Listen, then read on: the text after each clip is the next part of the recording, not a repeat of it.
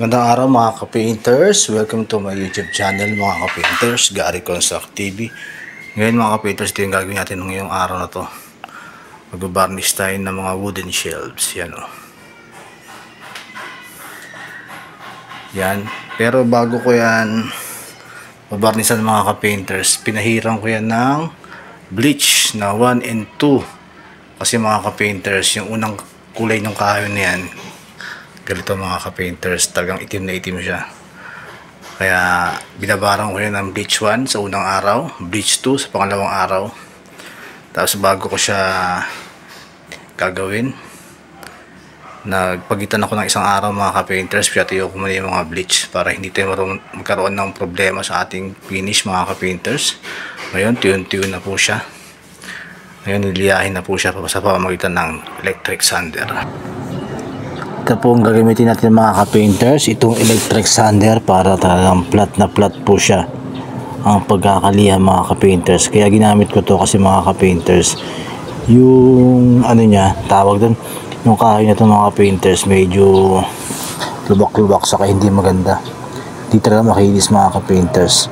Kung liliyahin ko kasi ng mano-mano, tatagalan ako sa pagliliya, kaya gumamit na ako ng electric sander. Huwag po kayo mag-alala mga ka-painters, matibay po yung pagkakabit na wooden shelves na to. Meron po yan na bakal nakatusok doon sa semento, doon sa sementong wall tsaka sa kahoy, kaya napakatibay po nito mga ka-painters. Bali ang ginamit ko yan mga painters na liha na yung number 100 na grid, para hindi naman ganun kagaspang. Kasi kung gagamit tayo ng mga 80, baka naman masugatan yung kahoy. Kasi yung kahoy na ito mga painters, medyo malambot talaga. Kaya dapat kahit mga 100 na liha lang, yung 3M, okay na po rito mga ka-painters. Mapapakinis na po natin siya dito ng maayos mga ka-painters.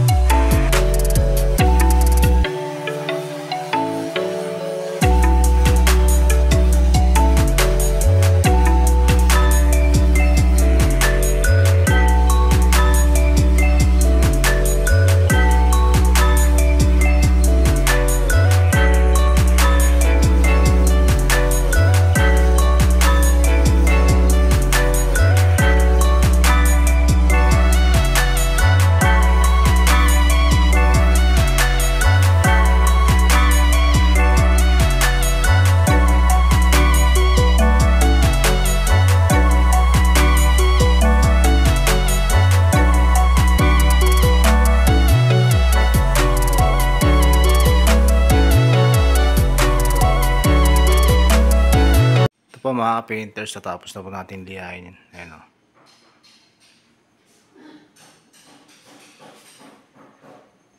Tapos kasi hindi naman gusto ng may-ari na na medyo dark, kaya ilalight lang natin. Kaya ang mauuna yung sanding sealer mga ka-painters. Mga ka-painters, mag-a-apply na po tayo ng sanding sealer mga ka-painters ng Boysen. Baka naman Boysen. Pero bago natin applyan, syempre, lilinisan muna natin mga painters. Tanggalin natin yung mga alikabok.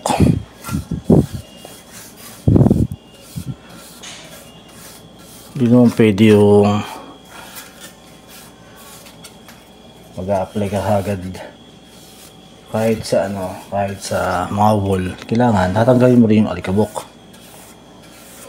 para okay ang pag-apply sa bakal, sa kahoy. Hindi pwedeng walang alikabok yan mga ka-painters, lalo na't nagliliha ka. Mga ka-painters, mag-a-apply na po tayo ng sanding sealer mga ka-painters ng Boysen. Baka naman Boysen. Paintbrush lang yung gagamitin natin mga ka-painters. Ordinaryong paintbrush lang po sa pag-a-apply ng sanding sealer. Ganyan naman yan eh, maripis lang yung hagod. Hindi na kailangang sprayan pa.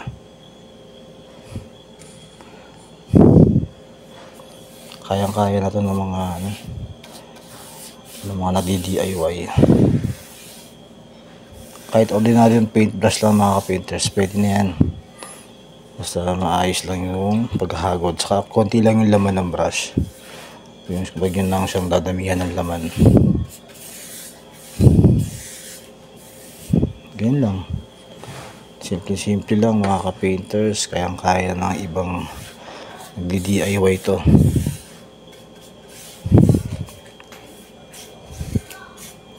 Kaya lang naglalagay ng sandy sealer sa kahoy.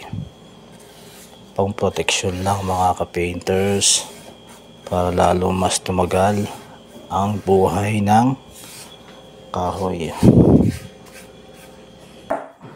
Siguro mga ka-painters, nagtataka kayo kung bakit inuna ko yung sanding sealer imbis na sa iba. Ang inuna talaga wood stain mga ka-painters.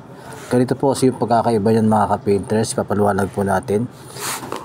Kung gusto nyo po finish nyo ay medyo light lang po yung pagkakabarnis mga ka-painters. Ang unang-una nyo pong gagawin na i-apply ay sanding sealer mga ka-painters. Yun po yung totoo at dapat nyong gawin mga ka-painters. Sanding sealer po muna ang uunahin kung gusto nyo mga light na color lang mga ka-painters. Pero kung gusto nyo naman na medyo dark ang inyong finish ng pagkakabarnis, syempre uunahin nyo ang wood stain.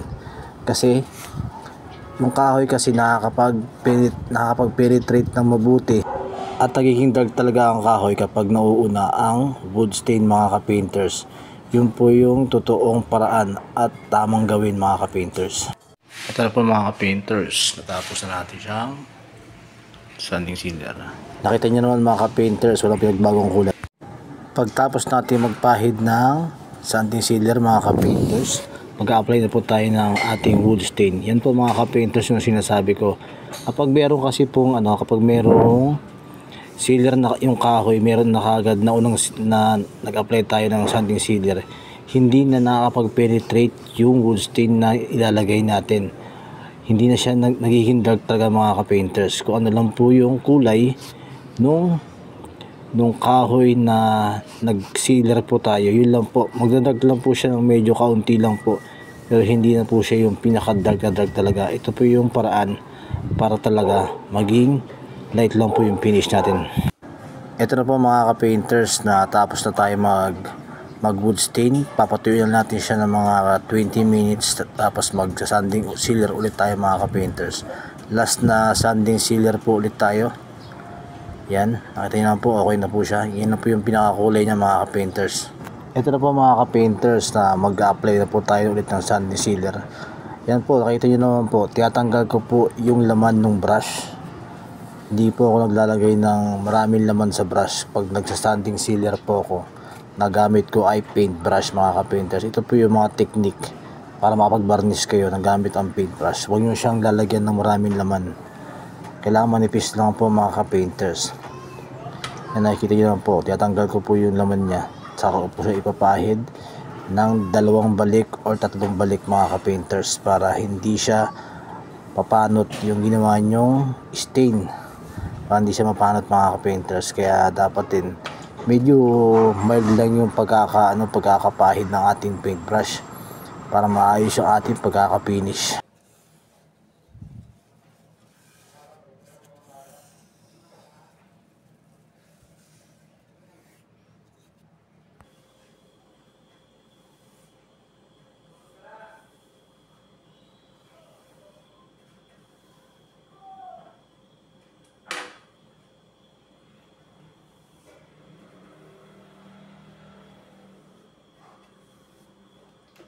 Ito po mga painters, tapos na po natin siyang sanding sealer na pangalawang beses.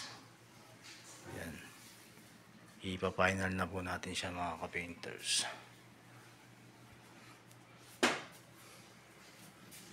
Ayan o.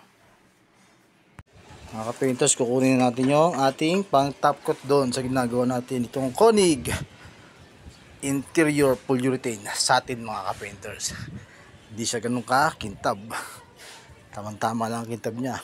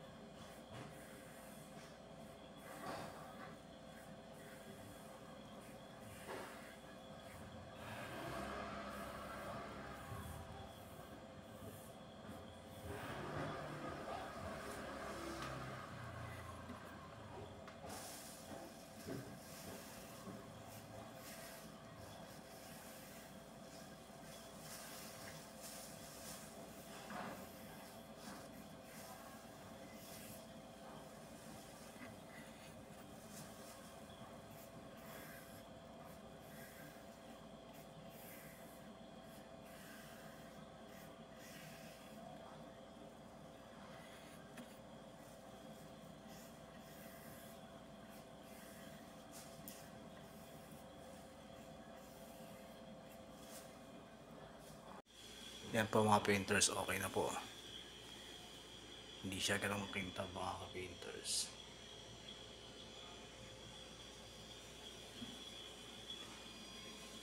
Yan. Tukot po ng koning yung gagawin natin mga ka-painters. Maraming salamat sa nanonood mga ka-painters. God bless.